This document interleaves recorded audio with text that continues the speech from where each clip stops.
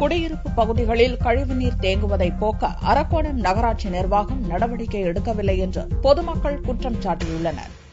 வேலூர் மாவட்டம் அரக்கோணத்தில் தமிழ்நாடு வீட்டு வசதி வாரிய குடியிருப்பில் 30க்கும் மேற்பட்ட குடும்பங்களைச் சேர்ந்தோர் வசித்து வருகின்றனர். இக்குடியிருப்பு பகுதிகளில் உள்ள கழிவுநீர் கால்வாயில் அரக்கோணம் நகராட்சியின் நிர்வாகத்தின் துப்புரவு பணியாளர் தூய்மைப் பணியில் ஈடுபடுவதில்லை. இதன் காரணமாக கழிவுநீர் சாலைகளில் தேங்கி நிற்கிறது. அரக்கோணம் நகரத்தில் நிலவும் சுகாதார சீர்கேட்டிற்கு நகராட்சி நிர்வாகம்தான் காரணம் என்று பொதுமக்கள் குற்றம் சாட்டுகின்றனர். உடனடியாக சுகாதார பணிகளை மேற்கொண்டு தொற்றுநோய் பரவாமல் தடுக்க வேண்டும் என்று மக்கள் கோருகின்றனர். தண்ணி 15 நாளா தேங்கி இருக்குங்க. அது யாருமே கிளீன் பண்ணல. எல்லார்கிட்டும் சொல்லியாச்சுங்க. சொன்ன யாரும் வந்து எட்டியும் பார்க்க மாட்டேன்றாங்க.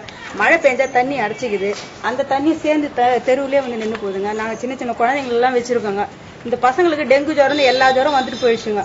ஏதாச்சும் ஒண்ணுனாக்க நாங்க எங்க போய் யாருக்கிட்ட போய் முறையிடுது? இது குறித்து அரக்கோணம் நகரமன்ற தலைவரிடம் பலமுறை புகார் அளித்தும் இதுவரை நடவடிக்கை எடுக்கவில்லை. மழையுடன் கழிவுநீர் தேங்கி சாலை முழுவதும் கொசுக்கள் உற்பத்தியாகி நோய்கள் பரவும் அபாயம் ஏற்பட்டுள்ளதாகவும் மேலும் பலர் காய்ச்சலால் பாதிக்கப்பட்டுள்ளனர் என்றும் குடியிருப்பு வாசிகள் தெரிவித்தனர்.